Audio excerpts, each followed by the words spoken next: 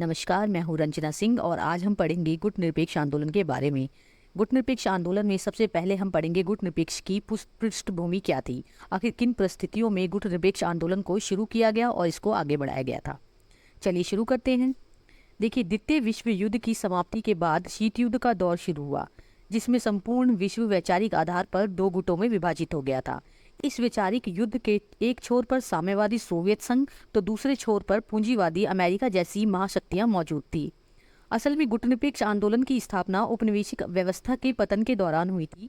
यह वह दौर था जब नए नए देश उपनिवेशिक गुलामी से आज़ाद हो रहे थे और वैश्विक पटल पर एक नई पहचान प्राप्त करने लगी थी। भारत भी इन्हीं में से एक था। उपनिवेशवाद से स्वतंत्र हुए इन देशों ने स्वयं को दोनों गुट सोवियत संघ और संयुक्त राज्य अमेरिका से दूर रखा और एक ऐसे संगठन के रूप में गुट निरपेक्ष आंदोलन की स्थापना की जो स्वतंत्र और तटस्थ रहने की मांग कर रहा था। अधिकांश इतिहासकार मानते हैं कि गुट निरपेक्षता की ओर पहला कदम बाडुंग सम्मेलन 1955 के माध्यम से उठाया गया, जिसमें भारत के तत्कालीन प्रधानमंत्री जवाहरलाल नेहरू, अब्दुल नासिर सुकुर्नो और मार्शल टीटो जैसे नेताओं ने हिस्सा लिया था। इस सम्मेलन में विश्व शांति और सहयोग संवर्धन संबंधी घोषणा पत्र पर हस्ताक्षर किए गए। बाडुंग सम्मेलन के 6 वर्ष बाद सितंबर 1961 में यूगोस्लाविया के बेलग्रेड में गुटनिरपेक्ष आंदोलन नैम का पहला शिखर सम्मेलन आयोजित किया गया और इसमें कुल 25 देशों के प्रतिनिधियों ने भाग लिया।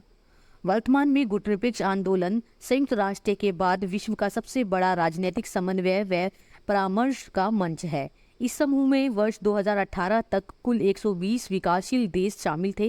इसके अतिरिक्त इस समूह में 17 देशों और 10 अंतर्राष्ट्रीय संगठनों को पर्यवेक्षक का दर्जा दिया गया है। आइए अब हम पढ़ेंगे गुट निरपेक्षता की प्रासंगिकता क्या है। नैम अपने सिद्धांतों के कारण एक मंच के रूप में प्रासंगिक बना हुआ है। सबसे पहला पॉइंट आता है विश्व शांति।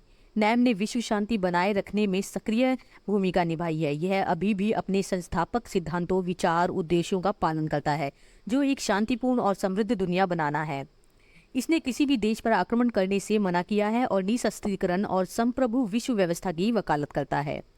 दूसरा पॉइंट है प्रादेशिक अखंडता और संप्रभुता।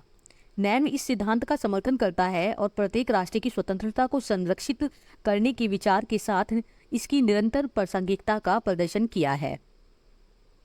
तीसरा पॉइंट है तीसरी दुनिया के राष्ट्र।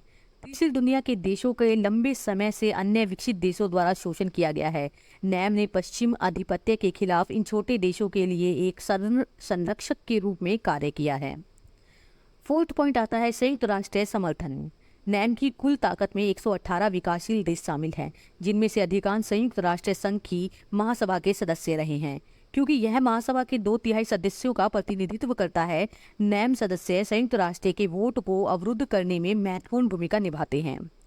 सतत विकास। नैम ने सतत विकास की अवधारणा का समर्थन किया है और यह मानता है कि यह दुनिया को स्थिरता की ओर ले जा सकता है। जलवायु परिवर्तन, प्रवास, वैश्विक आतंकवाद जैसे वैश्विक मुद्दों पर एक समझौते पर पहुंचने के लिए एक बड़े मंच के रूप में इस्तेमाल किया जा सकता है। नेक्स्ट पॉइंट है आर्थिक विकास। नैम देशों में अनुकूलन, जनसंख्या की मांग, स्थान जैसी अंतर्निहित संपत्तियां हैं। सहयोग में उच्च और अधिक स्थायी आर्थिक विकास की ओर ले जाने की क्षमता है। TPP और RCEP जैसे क्षेत्रीय समझौतों के विकल्प के रूप में इस्तेमाल किया जा सकता है। नेक्स्ट पॉइंट आता है न्यायसंगत विश्व व्यवस्था। नैम अधिकांशतः न्यायसंगत विश्व व्यवस्था की वकालत करता है। इसमें अंतर्राष्ट्रीय, राजनीतिक और वैचारिक विभाजन के बीच एक सेतु का काम करने की क्षमता है।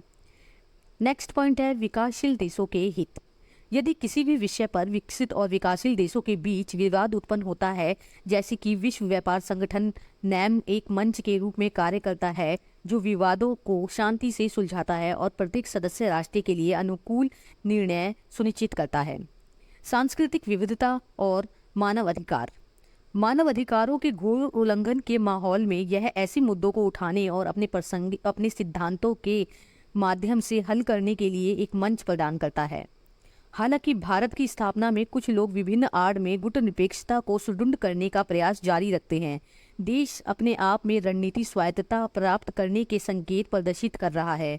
प्रासंगिक बने रहने के लिए बदलती चुनौतियां और भू राजनीति का सामना करने के लिए नैम को अनुकूलन और परिवर्तन करना चाहिए। तो आज के लिए इतना ही, धन्यवाद।